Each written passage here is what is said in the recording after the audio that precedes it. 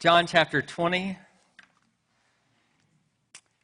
verses 24 through 31.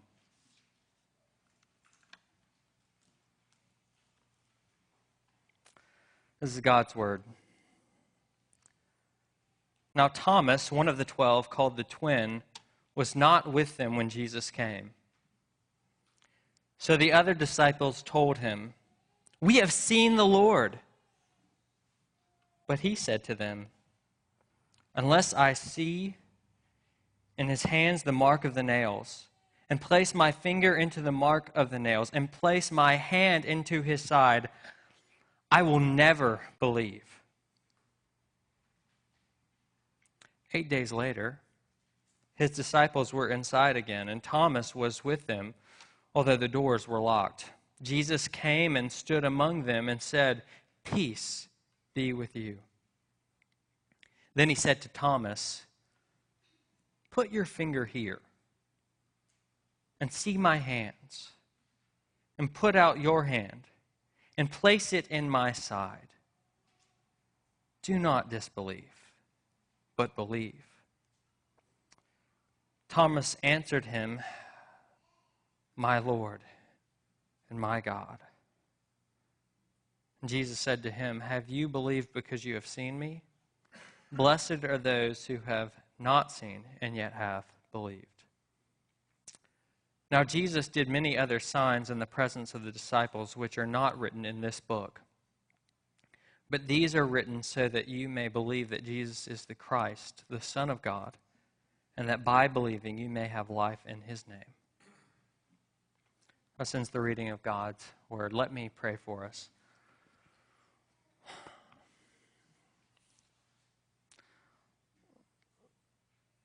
Lord, you know that I stand here somewhat scattered, and yet you are constant. And you have given us this time, this act of preaching, so that through the foolishness of the message preached, you might save. And we ask that you would do that now. Come in power and save, even through the foolishness of the message preached. Amen. Well, to begin this morning, I want to tell you two stories. And as I'm telling these stories to you, I want you to ask yourself one question. Is this true? The first story has to do with a show that I saw on television. There were two hikers. Their names were Joe and Simon. They were going to the Peruvian Andes to hike a mountain that had never been climbed before. Many had tried and had failed, but these two were able to do it on this one day. Weather conditions were bad, so they had to descend that same day. As they were descending, Joe, one of the hikers, he slipped and fell, shattering his right leg. Well, things were pretty bad that night. It was darkening, and they decided, well, we've got to get down to base. Had little food, little supplies. They hadn't taken much to go up there. They knew the weather would probably turn bad soon. And so they decided, if we're going to get down, this is how we're going to do it. And Simon, he latched himself to Joe and lowered Joe 100 or so feet at a time, and then he would come down, hook himself in, come down, and then he would lower Joe some more, then he would come down, then he would lower Joe some more. And Joe would give him a signal when things were all right and he had gone down to that level and he was secure so that Simon could then come down.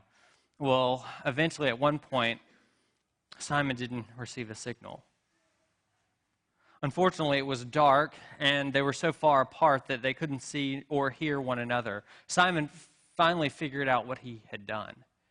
He had lowered Joe over a huge, huge cliff. Well, the conditions were worsening, and Simon tried to pull Joe up, but he was just too heavy, especially because of his footing. And then he began to slip. Joe began to pull him down, and Simon thought, if this continues on, we're both going to go over this cliff. And so what did he do? Simon cut the rope. He buried himself in a little snow cave. He made it through the night. The next day he got up, he traversed down, and he saw the hole that Joe left that he had fallen into. 150 feet down, he fell in. Simon yelled, "Joe, Joe!" Hearing nothing, he assumed he was dead and went back to the base camp. But Joe wasn't dead. He was unconscious. He had fallen on a ledge, but he wasn't dead. He finally regained consciousness. He realized that the rope had been cut, and he thought, nobody's coming for me. So he figured out how to traverse down with a shattered leg. For 3 days, he climbed through a very rocky and difficult terrain, only to make it 200 feet outside the camp. Delirious, delusional, he yells out, "Joe!" And he passes out. Somebody who was watching the camp that night, who's outside, hears, but he thinks, oh, it's got to be something else, and he goes into his tent and goes to bed. But Joe hears, and he gets up, and he goes and he finds his friend, and they both make it back to camp alive. The end. So tell me, do you think that story is true? Is it a true story? I mean, some of you are saying, yes, I heard a yes. Some gullible people out there think that story is true. But I mean, think about it. It's kind of fanciful, right? I mean, people don't fall down 150-foot cliffs and make it and then go 3 days without food and water on a broken leg through all this traverse. And what about the Hollywood ending? I mean, 200 feet outside the camp, he lets out a yelp, and then somebody says, oh, no, and another person goes out and gets him. I mean, come on. See, some of us believe and some of us doubt. So that's a story I saw on TV. Let me tell you about a story that I read once. It's about this miraculous birth of a child who came into the world. And this child was no ordinary child. His mom, the story says, was a virgin. How do you have a virgin mother? And he was actually born naturally.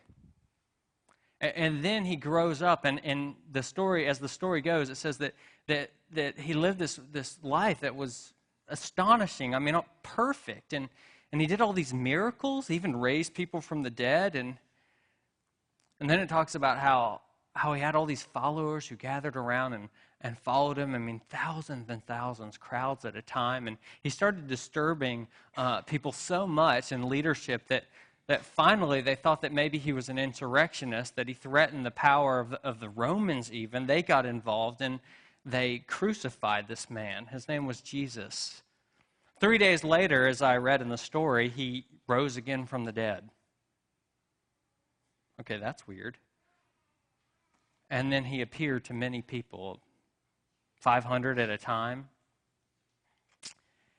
He stayed on earth about 40 days, and then he ascended into the clouds. Is that story true? Some of you say yes. The reason that you're here is because you believe in the truth claims of Christianity. You believe that story is true. In fact, you've based your whole life on it.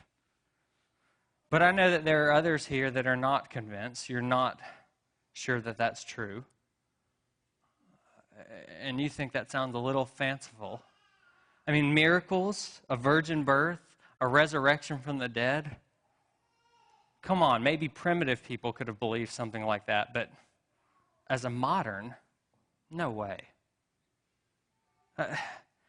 To you, believing in the true claims of Christianity, well, that simply lacks intellectual integrity. Now, if that's you, then let me tell you that you are in good company. Because it's not only moderns like us who have a hard time believing this story. Apparently, ancients like Jesus' first disciples also had a hard time believing it. One of them's name was Thomas. He was one of the 12. He spent 3 years with Jesus, day in and day out, all his waking hours. And he was with Jesus when they took him away.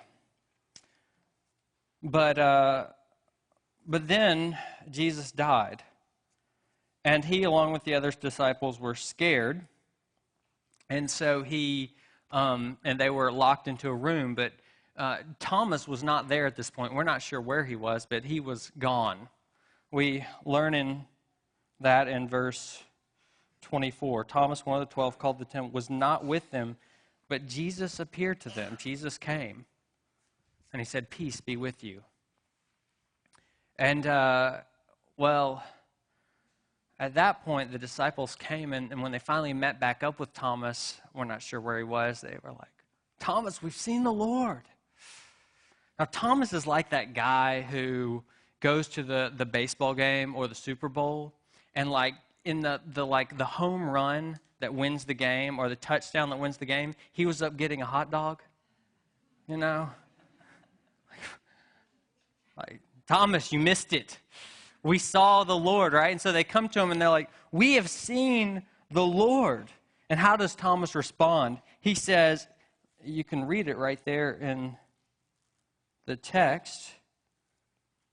He says in verse 25, "Awesome! That's amazing! Let me see him. Where is he?" Wait, not exactly. It went something like that. But he wasn't quite overjoyed. But he said to them, "Unless I see in his hands the mark of the nails, and place my finger into the mark of the nails, and place my hand into his side, I will never believe." And Thomas said, "No way. No way."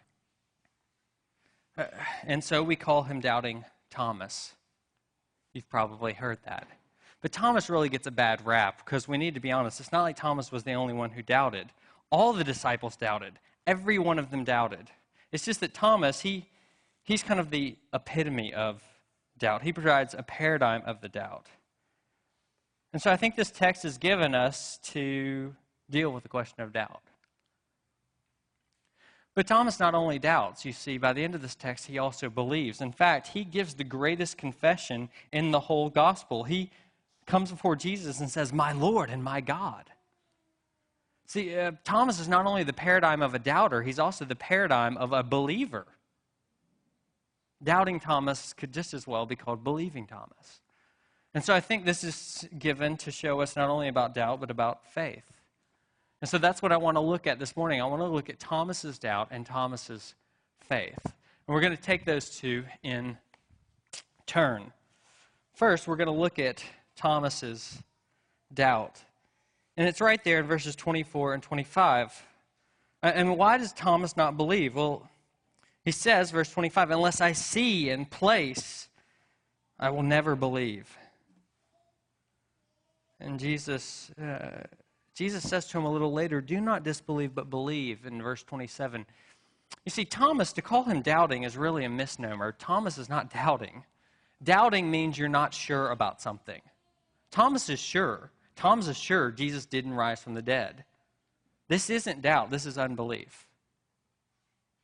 Now, why is he unbelieving? Why does he not believe their report? Well, from what he says, it seems like he wants empirical evidence. Unless I see, unless I place, I will never believe. You see, Thomas, I don't know if you know this, Thomas hails from Missouri. He does not hail from Tennessee. Tennessee is the volunteer state. We just sign up. Sure, I'm on board. Missourians? No. You know what Missouri is? My wife's from Missouri. It's the show me state. Thomas is like, show me. Show me, I want to see. Unless I see, I will not believe. He wants empirical evidence. And it seems that Thomas's objections are surprisingly modern, aren't they? Richard Dawkins is a biologist who is a professor at the University of Oxford, and he has made it his life's goal. He thinks that faith and religious belief is actually positively harmful to civilization, and he has made it his life's goal to debunk anyone who would have any kind of religious belief or assertion. And And Dawkins came up with he has this new online documentary out. It's called The Enemies of Reason. And here's what he says in there. He says, there are two ways to look at the world, through faith and superstition, or through the rigors of logic, observation, and evidence. In other words, through reason. Here's what Dawkins is saying. He's like, here's how the world works. There are believers and unbelievers. There are persons of faith and there are persons of fact. There's science and there's religion. There's those who base their knowledge on empirical evidence that's verifiable and testable, and there are those who give themselves over to their own private feelings, which are neither verifiable nor falsifiable. And Dawkins says that these latter people, well, they are positively harmful. Now, some of you have never engaged with this, you haven't thought about it, and this is kind of like, who cares? But you will meet people who are like this. You will engage with people who are like this. And besides, I know some of you in here, you're very sympathetic to this. You resonate with Dawkins. I mean, you ask the question, hasn't science in general and evolutionary science in particular, hasn't it ruled out, made obsolete, made incredulous the belief in God, faith, the supernatural? Perhaps you say to yourself, I cannot believe in Christianity because Christianity cannot be empirically verified, and I will only believe in those things which are empirically verifiable. In other words, you're saying, listen, I think that we should base our understanding of the world based on empirical evidence. And here's the deal. There's about as much empirical evidence for God as there is for a pink elephant that's invisible in this room right now next to me. Do you see it? Well, you just have to have faith. This is the way the argument goes. So here's my question to you who actually believe. How would you respond to this? Some of you would respond like this. I've heard it. It goes something like this. It says, well, that's right. Christianity is just about faith, and you just have to believe. And you don't look at evidence, and you just got to believe. But you see, to do that is basically to take the same line as Dawkins. You basically agree with Dawkins that there are people who are rational and there are those who aren't. And we just need to be irrational people. See, how would you respond? Well, this is how I would respond to Richard Dawkins. I would say, Richard Dawkins, you have more faith than anybody in this room.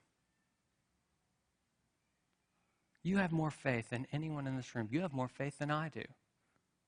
And if you agree with Richard Dawkins, if you actually hold to that same, if those arguments actually resonated with you, then let me suggest to you that you have just as much faith as me, if not more. Okay, what do I mean? Well, you have to consider this. Consider that behind every assertion of doubt, hidden behind every assertion of doubt, stands some sort of faith claim. It was Michael Polanyi, the Hungarian chemist and scientist turned philosopher, who also worked in the UK, who said that we have to see that behind every doubt is certain faith assumptions. Tim Keller, in his New York Times bestseller, Reason for God, he summarizes Polanyi's thought this way. He says, all doubts, however skeptical and cynical they may seem, are really a set of alternative beliefs. You cannot doubt belief A except from position of faith in belief B. Every doubt, therefore, is based on a leap of faith. Well, what are these guys saying? They're basically saying this. Whenever you doubt anything, right, you're doing it on the basis of other beliefs that in the act of doubting, you do not doubt. They're things that you hold to be true. So true that whatever this says, it can't be that because of this. You see. You say, no, I don't see. This doesn't make any sense, Kyle, and it's a little heady. Okay, hold on with me for a second. Hold on. Let me give you some examples to bring it down to earth. Here's one. Perhaps you're one of those people that says, I cannot accept Christianity because Christianity, it cannot be empirically verified, like belief in God. And therefore, if it cannot be empirically verified, I cannot accept it as true. But you see, hidden in that is the faith assertion that in order for something to exist and be true, it must be empirically verifiable. How do you empirically verify that belief? You can't. It's a faith assertion. Or, take it a bit further. You say, well, I believe in logic, and if it's not proved by logic, then it can't be true. But here's the deal.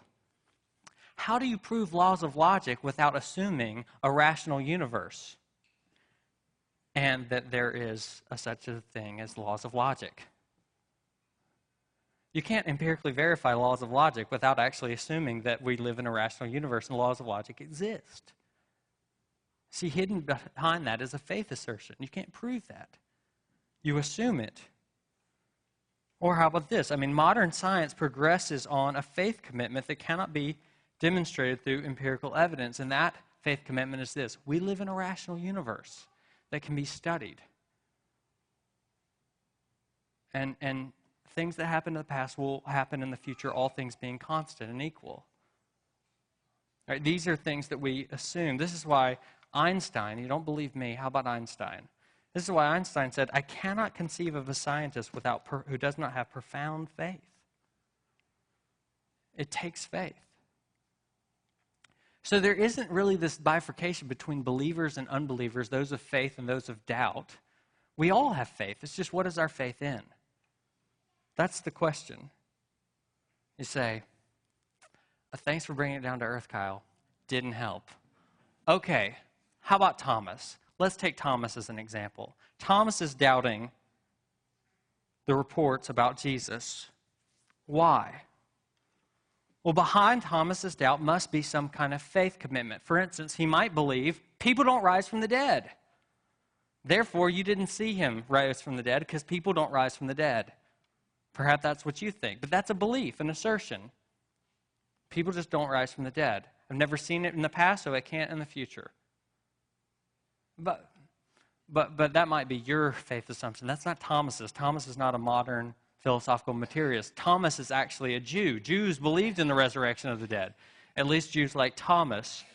So why does he not believe in Jesus? Well, it's because Thomas believed that Jesus was to be the Messiah. Jesus claimed that he was the Messiah. And if Jesus was the Messiah, then on Thomas's understanding, this is what's supposed to happen with the Messiah. They rise to power. They come to the throne. They destroy their enemies, and they win. And what happened to Jesus? He lost. Messiahs don't die in Thomas's world. You see, for Thomas, it's not so much that he couldn't believe in resurrection of the dead. It's not so much that he had this intellectual problem. Thomas had certain expectations of Jesus that Jesus failed to meet in his life. And you know, most of us, we're in the same place. That's where our doubts arise from. We expect certain things from God and from Christianity, and we expect him to be a certain way. And when it doesn't work out that way, we doubt. You see, it looks like this. I tried Christianity, but frankly, it didn't make me very happy. And I didn't feel fulfilled. But of course, smuggled underneath that is this assumption, this expectation that for God to be real and true and for Christianity to be true, it has to actually meet your emotional needs. But why do you believe that? Or you say, listen, I've met so many good people in the world. I used to believe in Christianity. It used to seem pretty plausible, but I've met so many good people from so many different, coming from so many different places and different types of religious backgrounds and such. And so there can't be just one true way as Christianity claims. There's no way that God would judge these people. But you see, you're assuming a certain notion of God and love, and you're assuming that he has not revealed himself in Jesus Christ in a clear enough way that people are actually held accountable for their actions. You're actually banking your whole life and existence on that belief. That's a leap of faith. You see, behind all doubt is faith commitments. And we all have our faith commitments. We all have our expectations. And when they get shattered, like that climber's leg, we fall.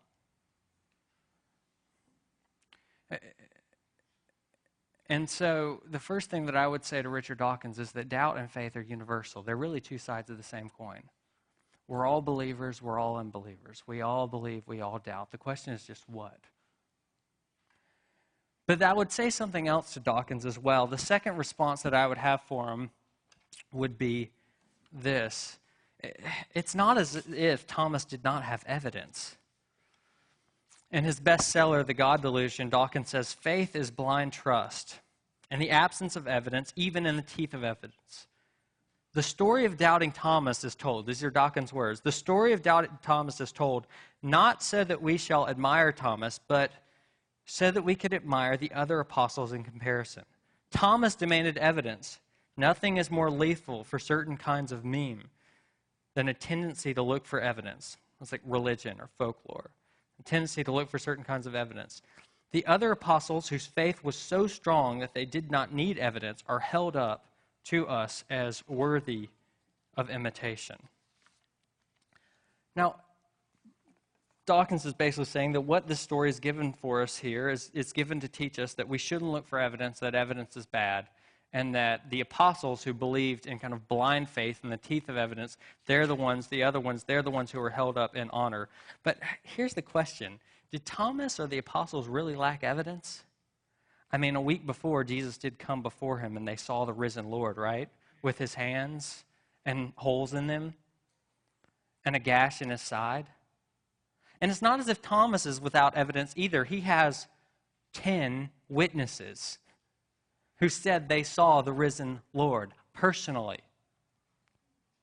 See, it's not as if Thomas doesn't have evidence. He has evidence. His problem is not with asking for evidence. The problem with Christianity is not evidence. The problem is his inability to accept the evidence that he had. He had evidence. He had 10 people say, we saw the Lord. At least 10. If the women didn't also tell him that. See, but the evidence, the Christianity is full of evidence, but the evidence can only take us so far.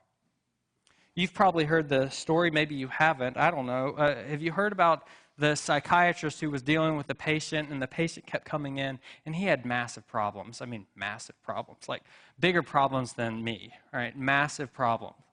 Right, maybe not. Anyway, he's sitting there with the patient, and the patient comes in, and he's like, Doc, here's the deal. I'm dead. And the doctor looks at the patient, he's like, what do you mean you're dead? He's like, I'm dead. And this is my problem. I'm dead. He goes, no, you're talking to me. No, I know, but I'm dead. We don't even really exist. And the doctor's like, okay, how do I deal with this one? And he goes through all these kind of various things, and for weeks and weeks of treatment, he can never kind of figure it out or break through until one day he has an epiphany, and he says, I got it.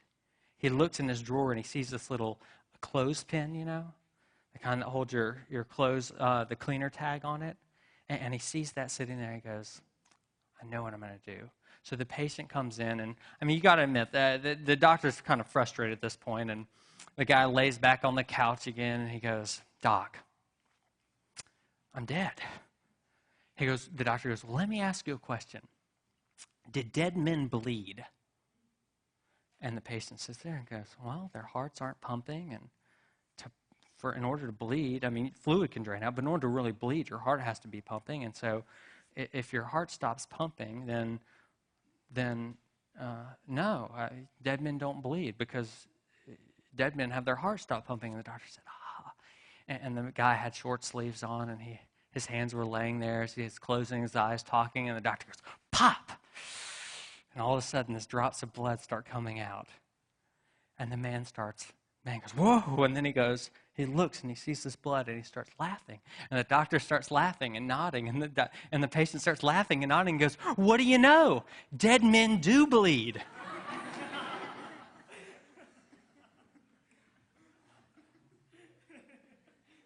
Now, why do I tell that story? It's a funny story, but the fact of the matter is that this man saw evidence, but he had prior convictions, deeper convictions. And because of those convictions, that determined how he interpreted the evidence, you see. You see, evidence can never be enough.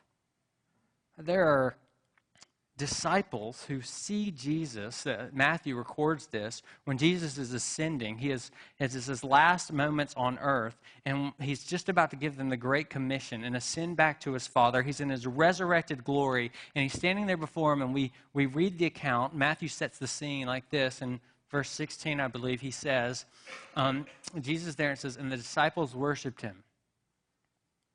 That makes sense. It's a resurrected Lord. And it says three little words that we often overlook. But some doubted.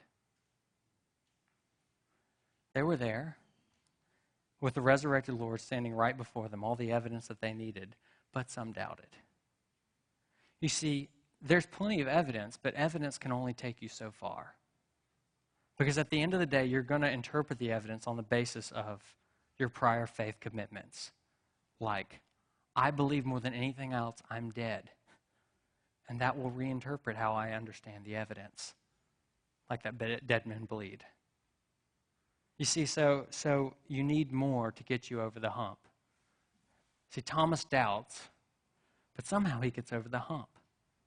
Because we not only are given a picture of doubting Thomas here, we're giving a picture of believing Thomas. It's pictured there for us in verses 26 and 28. It's 8 days later. Thomas has doubted the witnesses, and then all of a sudden they're in this room again. The doors are closed, and Jesus shows up. And it says that although the doors were locked, Jesus came and stood among them and said, "Peace be with you." And I'm sure that was a peaceful moment for 10 of them. But I'm not sure it was so peaceful for Thomas. Especially when verse 27 says, "Then the Lord said to Thomas, 'Put your finger here and see my hands, and put your hand and place it in my side. Do not disbelieve, but believe.'" Jesus gives Thomas a threefold imperative for his threefold doubt.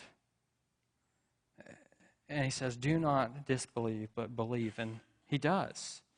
He does. And look at what it means for him to believe. Look at what he confesses. First, Thomas confesses Jesus as Lord and God. Thomas immediately falls. He's, "My Lord and my God." Now, some folks want to interpret this like Jehovah's Witness and things like that, and their interpretation of the text. Because Jesus, they say, can't be Lord and God. So the way they interpret this is Thomas was basically cursing. He was going, "My Lord, my God." Like, wow. That's hard to believe for a Jew to do that. And the "and" kind of gives it away that can't be what's going on. I mean, maybe if he said, "My Lord, my God," but say, "My Lord and my God." No, Thomas is making a confession that brings this book around full circle.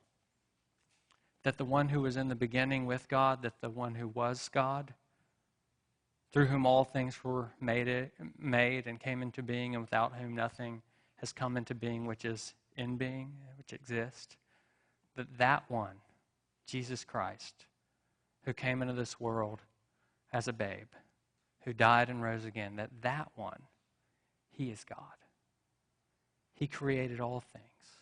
He sustains all things. He holds all things into existence. That this one is the God of Abraham, Isaac, and Jacob, the God who brought Israel out of Egypt, the God who has power over nature, the God who defeats sin and death. This is God. And so Thomas confesses that he is Lord and God, that the things that Jesus said throughout his earthly ministry, like I and the Father are one, these things are actually true. You see, to become a Christian is never less than this. It's never less than coming to the full confession that Jesus is both Lord and God. If you're here and you're wondering, I know some of you are, you're in this process and you're like, am I a Christian, am I not? Well, here's one way you tell. That you confess, you believe this kind of objective, this truth, that Jesus is Lord and God. And that you come to that place because that's what he claims. This is why it doesn't really work to number Jesus amongst the other religious teachers. Jesus is leading, if he is not Lord and God, then he is leading thousands upon thousands upon thousands upon millions of people astray with claims that couldn't even rival Hitler's. And he's a megalomaniac, unless it's true. You see, Jesus' claims are so big, so bold, that you basically either have to reject him as a lunatic or accept him as Lord. There's no middle ground. You can't say, I think he's an all right dude. Right? People will go around saying, worship me, follow me, do what I say, everything I say. Those, unless what they're saying is true, you wouldn't say they're okay dudes. Right? And so this is the problem with that. Thomas confesses him as Lord and God, but not just Lord and God. He says that my Lord and my God. You see, it's not just confessing a truth, it's making it personal. Thomas realizes that this truth is actually a self-involving truth. Do you know what that is? That's like you're at the airport and you have a flight to Denver and they start to call out different things over the loudspeaker, that a plane's going to Phoenix, and then a plane's going to Sacramento, and a plane's going to San Diego, and a plane's going to New York, and you just sit there. But then you're going to Denver, and it says, plane's going to Denver. And that's a truth that involves you. You got to get up and act, or you're going to be left behind. This is a self-involving truth. Just like every belief in God is a self-involving truth, it calls for a response, and that response will determine your life, whatever it is. Richard Dawkins is interesting in an interview said, I cannot say for certain, but I think God is very improbable. And I live my life on the assumption that he is not there. See, Dawkins has come to a faith claim that God does not exist, that God is improbable. And he has the integrity to say, and my whole life is lived on the basis of that truth. And if you believe he is Lord and God, then your whole life has to be based on the belief in that truth. This is what it means to become a Christian. You see, this isn't about going from doubt to faith. It's about going from faith to faith. Faith in your own rationality, faith in your sensory, faith in laws of logic, faith in whatever you think, faith in your experience, faith in your prior commitments about how the world is supposed to work and what God's supposed to be like if he does exist, to faith in a person, Jesus Christ. So how does Thomas get over this hump? Because he could have, couldn't he? I mean, he could have said this. When Jesus appeared, he could have gone, help me, people, I'm hallucinating. I'm hallucinating. Because I know people don't rise from the dead. I know messiahs don't rise from the dead. I know they don't die. So this can't be Jesus. I'm hallucinating. And they said, what are you talking about? We see him too. And he's like, something's in what we ate. We're all hallucinating. He could have done that. He could have held his prior commitment. Dead men do bleed. But he doesn't.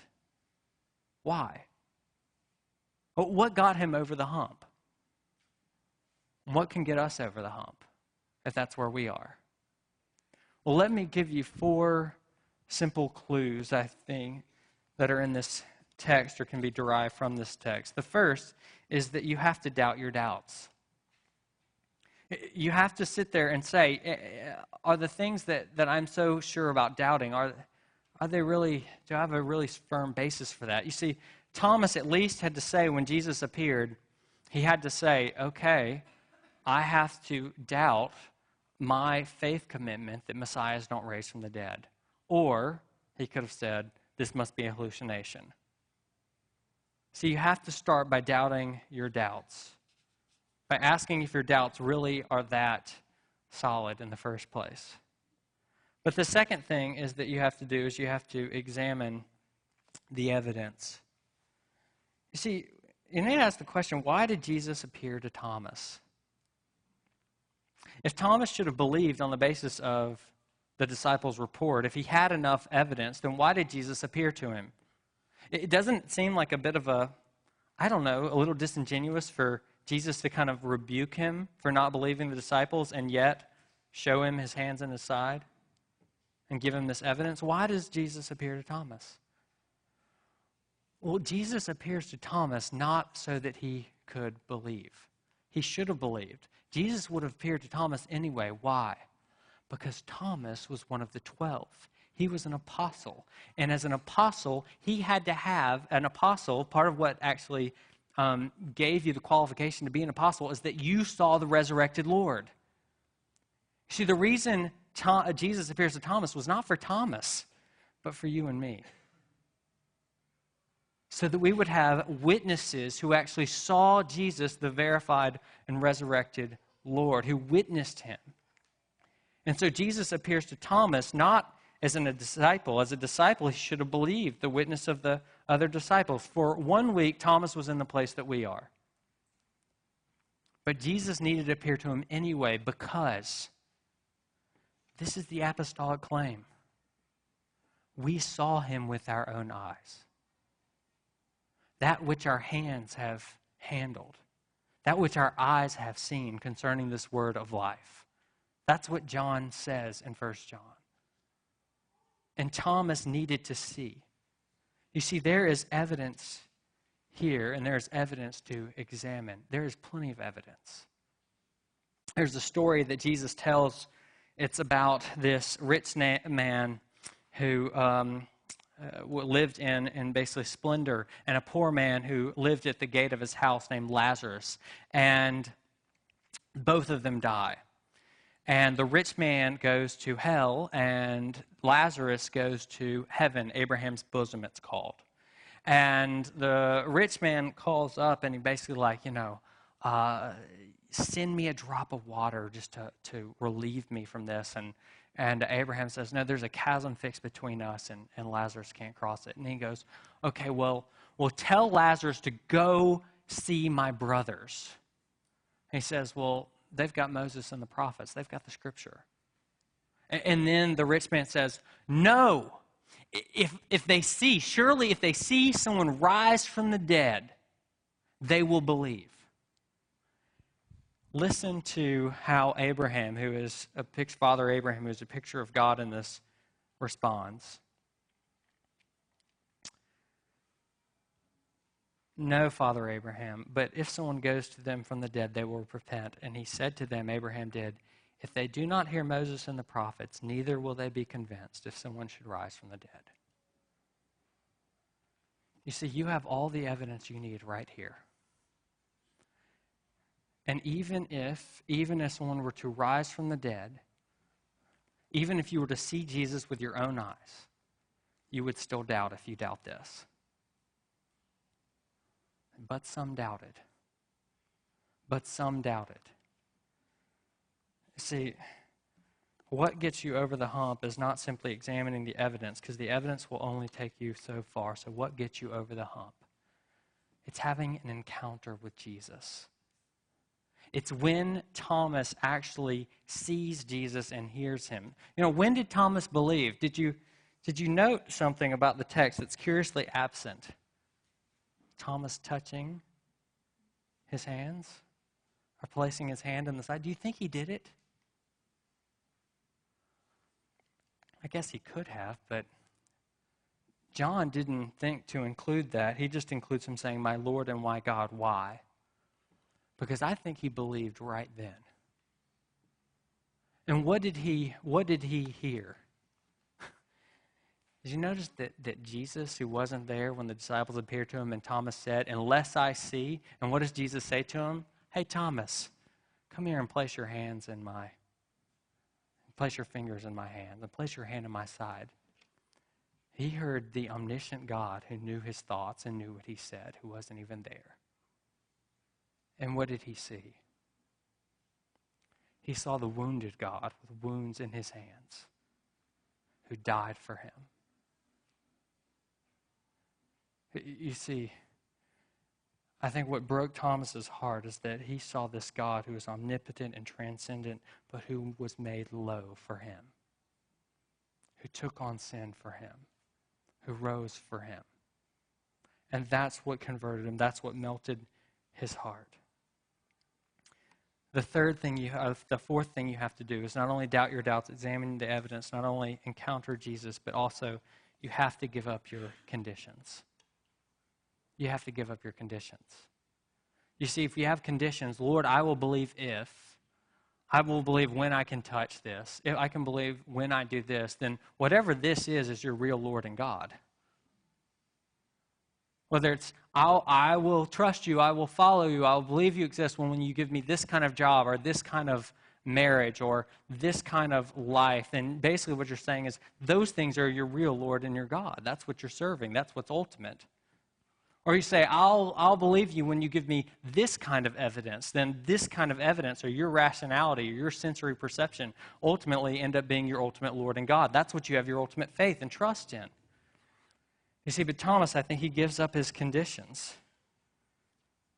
He gives up his conditions because here's the thing. It's a good thing that he did so, because whatever you fill in that blank with, see, that God will ask you to die for it. And your whole life will be spent serving it. But only this God dies for you. Only Jesus will die for you. Only Jesus will go low for you. Only Jesus will bow for you. And so you have to give up your conditions. The movie that I talked about, the show earlier, it's called Touching the Void. It's about two men, Joe Simpson and Simon Yates, and some of you might know about it because it did occur. It's a documentary, and there's a book written on it too. And if you don't believe it, well, there's some trouble with that. There are things like witnesses, the doctors who actually tended to Joe's leg, and the fellow hikers that were at the base camp that night. And then beyond that, there's the evidence, like the photographs and x-rays.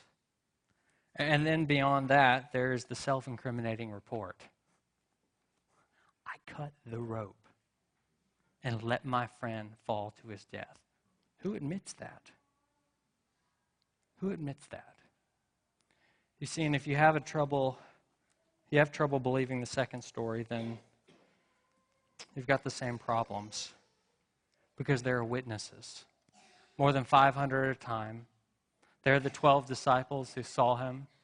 There are the named people in the Gospels. There's the widow from Nain, that tiny little town who had her son raised, who people could go talk to afterwards. See, there are witnesses. And then there's evidence. It doesn't look like photos and x-rays, but it looks like the early church. How did that come to be? How did this ragtag group of followers keep getting people to believe that their Messiah who was killed rose from the dead? Jews who were skeptical, more skeptical than anyone else in the world, that God could become a man or be a man. But they started believing. They were the first to believe that God became a man. And Romans, who didn't even want to listen to Jews or what they said. You see, how do you explain the explosion of the early church unless it is true? And then there's the self-incriminating report. Unless I see the mark on his hands, place my finger in his hand, place my hand in his side, I will never believe. Who says that? We all doubted. We all ran. Now come follow us. There's the self-incriminating report, and then there's Jesus. Jesus who is alive and well. Jesus who raised. Jesus who died. Jesus who loves you.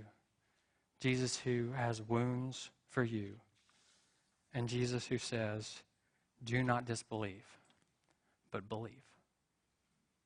Let me pray that we would. Lord Jesus, we do pray that you would decide our doubts, convince us of your love.